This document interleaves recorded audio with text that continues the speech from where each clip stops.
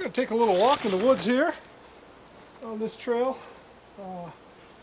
Goes back probably about a half a mile, and there's actually a pipeline, natural gas pipeline that comes in out of Canada, crosses the entire length of the UP, and then goes back into Canada, presumably because of the Canadian Shield. They can't bury a pipe there, so it comes down in the US and goes right back. But it's a huge 4-lane highway wide easement that this pipeline treks across the UP. It's great for snowmobilers, great for wildlife. It's at the back end of my property. Strapped on some snowshoes here. Snow's not real deep, but the snowshoes definitely help you walk, especially when it's crusty like this. It's snowing pretty good right now, but underneath that is really wet, frozen, crusty snow. So the snowshoes will help with that. We're going to take a walk back here, see if we can see some wildlife. We'll take the knuckleheads with, and come on along for a ride. As you can see, my dogs absolutely love it up here. They love to play in the snow. They love to come out here in the woods. There's so many different smells and sights and stuff that they don't get at home. It's like everything's an adventure to them. It's like having a couple little kids up here. But we're going to continue on the trail here a little bit further up, and we'll reach the pipeline. That's one of the big, tall, old-growth white pines here on my property. There's actually one that's a little bit prettier than this one on the other side of the trail. Maybe we'll check that out on the way back. That's a pretty good sized tree. Not sure why it was spared the lumberjack's axe 100 years ago. Maybe it's that big sweep in it there. I don't know. But there are still a few of those remaining. And that one's been struck by lightning a few times. I would imagine one of these times I come out here and it'll be laying on the ground. That'll be a shame. It's a beautiful old white pine.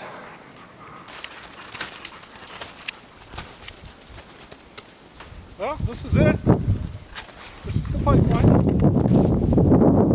Kind of hard to see with the snow, but both directions, east-west.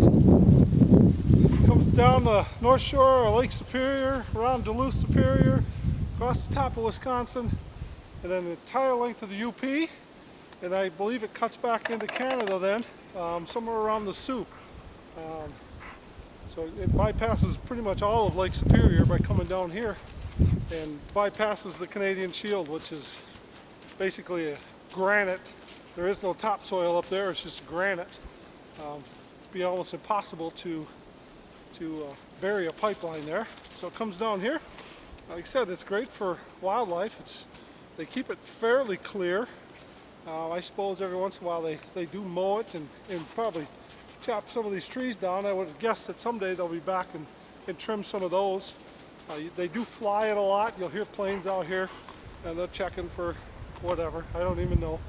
But I'm told that they do a lot of maintenance from the air to see if there's maintenance that needs doing. But it's just a great place to come. When the guys deer hunt out here, they'll sit along the edge of this because the deer use this as a highway.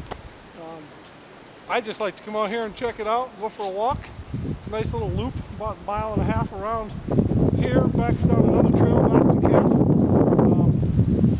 Beautiful day. I just love being outside, enjoying the UP.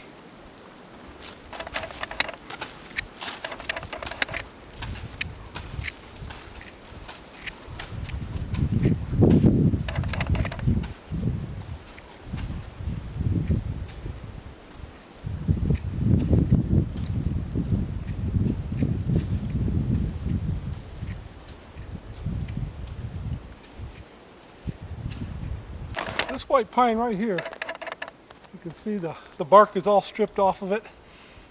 When I first bought this place in 2006, that tree was still alive. Shortly thereafter, I think it got struck by lightning for probably I'm sure it's been struck many times, but it was the final blow. And you can see now there's not much left. One of these days she's coming down. I just hope I'm not standing under it when it happens. That's a pretty good sized tree.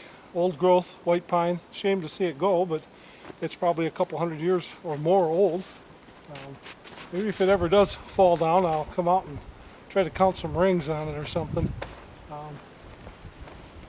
She's kind of cracking in the wind today, so I think we're just going to scoot on past here as we head back to the cabin. Well, that was certainly a nice walk in the woods. Nice, refreshing, probably about a 2-mile hike. Did a nice loop all the way around the property. Ended up back here, came in this way again.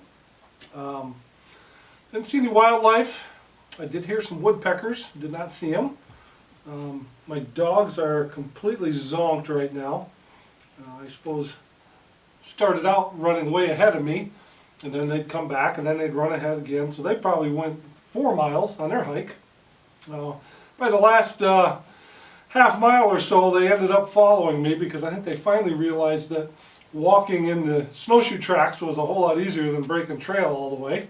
But they're both very conveniently, very quietly laying down here, taking a little nap. I came back and had a little lunch, getting ready to head out, do some photography here this afternoon. Beautiful day out there. It's still snowing a little bit. It's kind of backed off a little bit on the snow, but it's still a few flurries out there. The trees have got a nice coating on them, which is really pretty. So I'm going to probably take the 8x10 out and maybe do a little photography. Come on along. Going to head over to a place called Kakibika Falls, which is not too far from here. I will have to take the truck over there. It's a nice little waterfall. It's kind of off of a main road, so it's pretty easy to get to.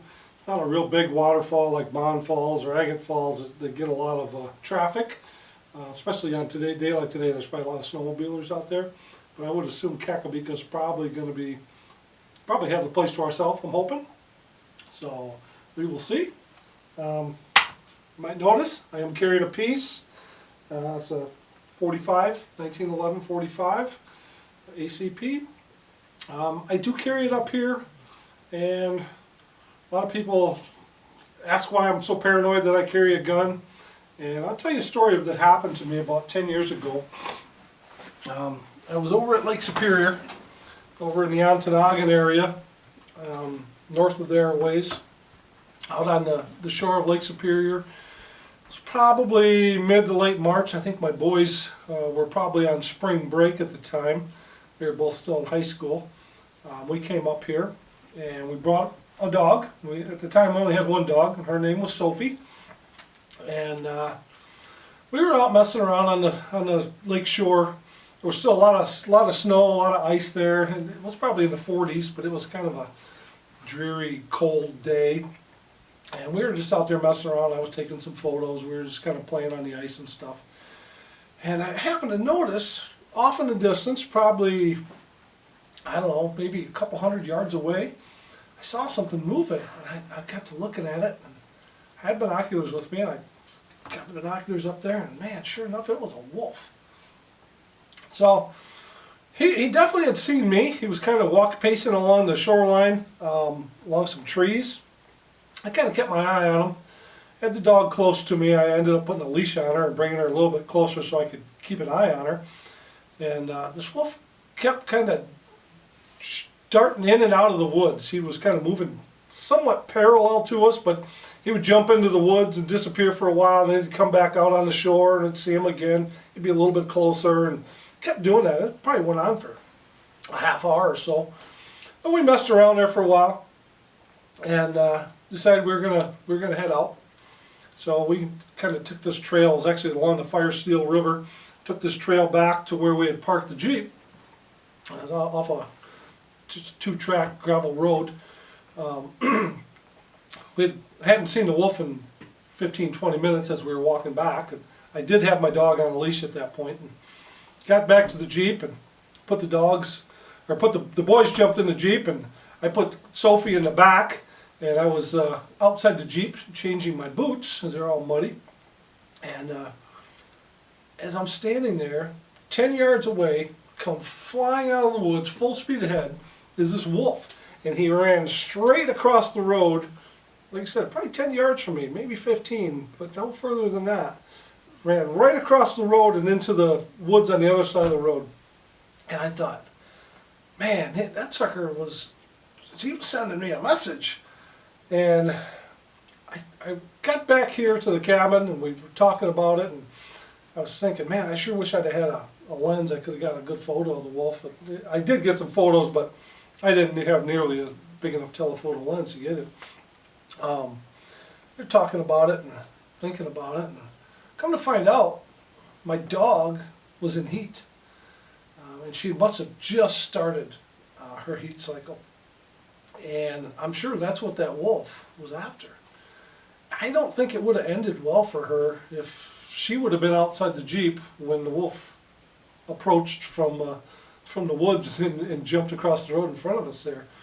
And ever since then, I've been just a little bit leery of being out in the woods, especially with my dogs. If I'm by myself, I don't worry about it too much. But when I have the dogs out there, I just feel like it's kind of an invitation to a wolf, a cougar, whatever. And I want to have something that makes a lot of noise on my hip. And I guess if it came down to it, I would certainly hate to have to shoot a wolf or a cougar, but I guess if it came down to protecting my own life or my dogs, I would do what I had to do. So I do carry when I'm up here. I'm not paranoid. I just prefer to be safe.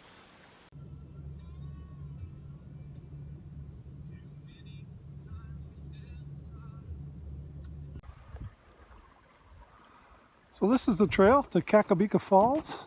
It's snowing really good. I drove through some almost whiteout conditions to get here. I was here in October, and it had been a really wet month, and the falls were just roaring. It looks like the water level's kind of gone back to somewhat normal. We'll see here when we get up here. We'll set up the camera. So here we are at Kakibika. Found a nice looking scene here. I'm going to try to capture some moving water under the snow. I really like the dark water against the white snow. Gives some great contrast. I think in a large format like 8x10, you get some beautiful details of the moving water, contrasted by the bright white snow and the falling snow even. I have a fairly long shutter, so give me some nice blurry falling snow. So we'll go ahead and get set up here. There's the camera all set up. All set up on my shot here. Take an exposure reading, and we're going to snap a couple of pics. Exposure number 2 is a scene I captured with this tree to the left here, and you can't really see, but at the ball of roots, it's really beautiful.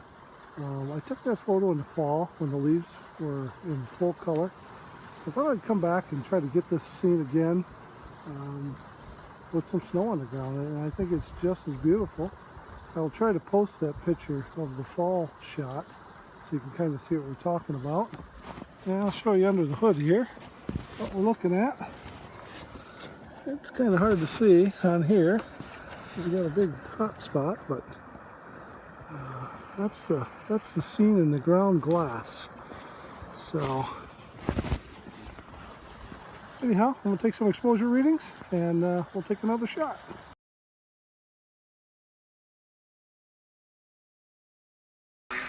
So I got the sauna fired up out there. I got the grill going. I got some bratwurst I'm going to cook on the grill. It's about 15 degrees outside. Still snowing a little bit. It's about pretty good today. My dogs just finished their dinner, and they're ready to take a snooze. And I'm going to eat some bratwurst, and I'm going to jump in the sauna and enjoy a little heat and get a good sweat going. And then probably watch a little more Seinfeld. About a perfect Friday evening, if you ask me.